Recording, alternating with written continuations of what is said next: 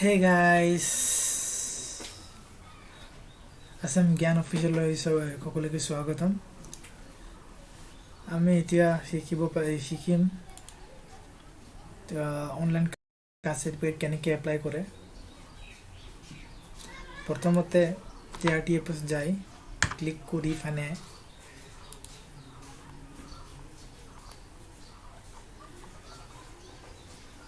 প্ৰথমতে ডকুমেণ্টছ চাব লাগিব কি এপ্লাই কৰতে লাগে।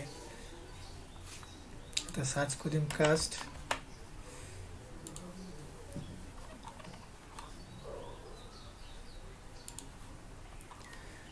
ফাৰ্স্ট অফ অল ফটো লাগিব, 2 নম্বৰতে এড্ৰেছ প্ৰুফ লাগিব আৰু ডেট অফ বাৰ্থ লাগিব যেনেকৈ বাৰ্থ চাৰ্টিফিকেট, আধাৰ কাৰ্ড। দ্বিতীয় নম্বৰত আমাৰ এড্ৰেছ প্ৰুফ লাগিব এনেকৈ আধাৰ card, permanent residential certificate and EPIC, voter ID, land document, electricity bill, ration card।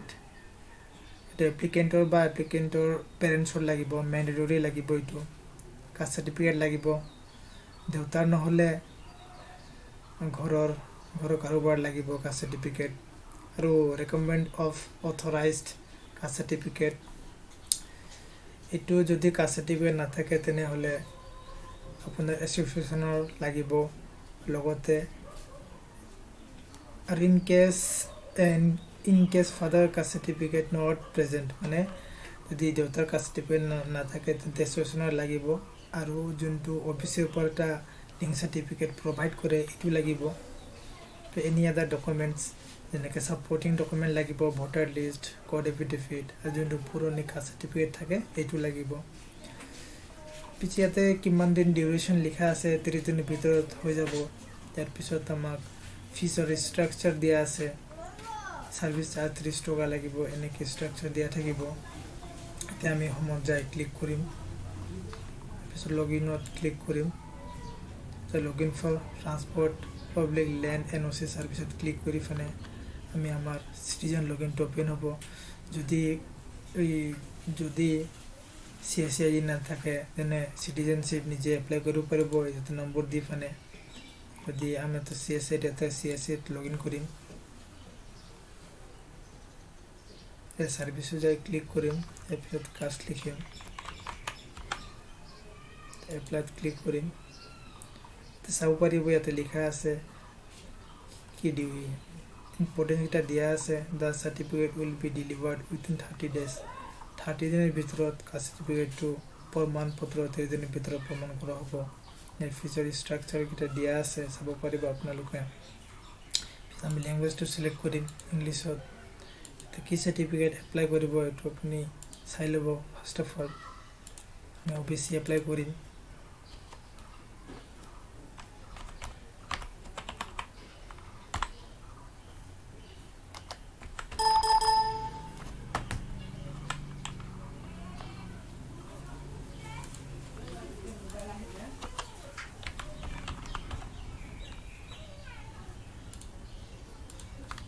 Mobile নম্বৰটো কম্পালচৰি দিব লাগিব, 646199।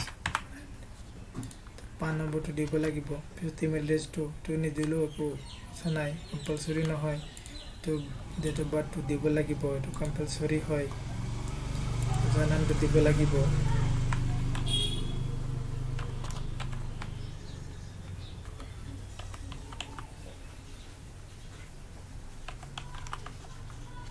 মাৰ নামটো দিব লাগিব।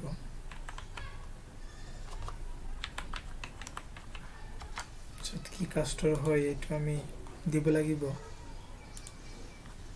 চাব কাষ্টটো দিব লাগিব।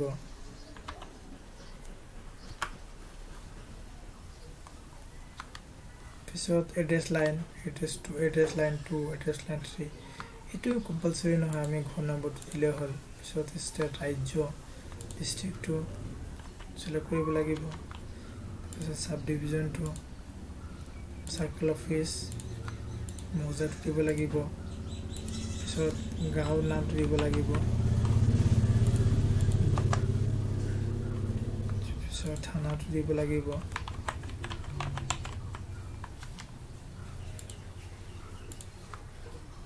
তাৰপিছত পিন কোডটো দিব লাগিব সদায় ভালকৈ চাই ফানে কিবা যদি মিষ্টেক আছে তেনেহ'লে মিষ্টেক যদি নাই তেন্তে সেভ এণ্ড নেক্সট ক্লিক কৰিব লাগিব পিছত চাব লাগিব ইয়াতে ডকুমেণ্টকেইটা গাঁঠি দিব লাগিব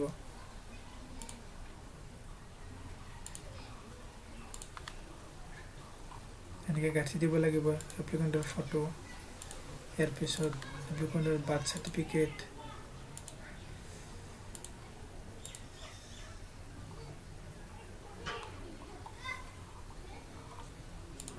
গাঁঠি দিব লাগিব এনেকৈ তাৰপিছত এপ্লিকেণ্টৰ ফটো ইয়াত 3 নম্বৰ লিখা আছে দেউতাৰ পেৰেণ্টছৰ ভোটাৰ কাৰ্ড বা যিকোনো এটা গাঁঠি দিব লাগিব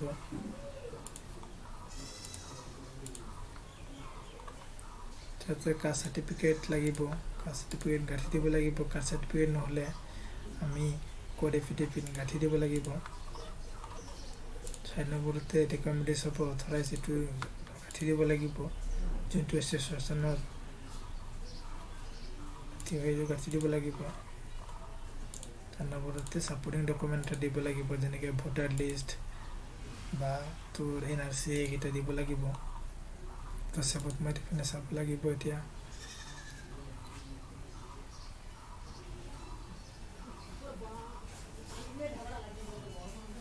যিহেতু আমাৰ নেটটো বহুত শ্ল' তো অলপমান ৰখিব লাগিব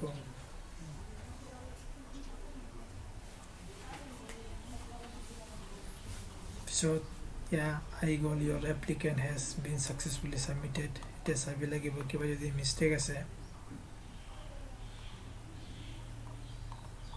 কিবা যদি একো মিষ্টেক নাই তেন্তে এইটো প্ৰিণ্ট নহ'লে সেভ কৰি থ'ব লাগিব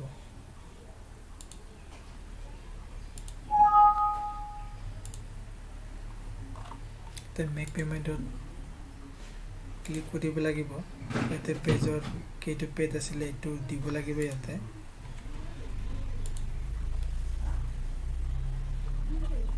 এতিয়া লিখা আছে কিমান পেমেণ্ট কৰিব লাগিব 70 rupees আমি ইয়াতে এগ্ৰি কৰি পিনে প্ৰচিড টু ফৰ পেমেণ্ট এইটো আহিব ইয়াতে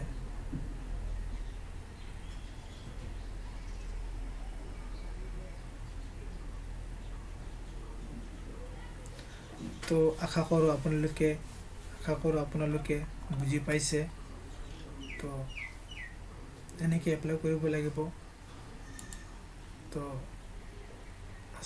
আসাম জ্ঞান অফিচৰ চাবৰ কাৰণে আপোনালোক সকলোকে ধন্যবাদ আমি বেলেগ ভিডিঅ' অন্য এটা ভিডিঅ' চাবলৈ আমি পিছতলৈ আগত নতুন ভিডিঅ' চাবলৈ আপোনালোকে ছাবস্ক্ৰাইব কৰিব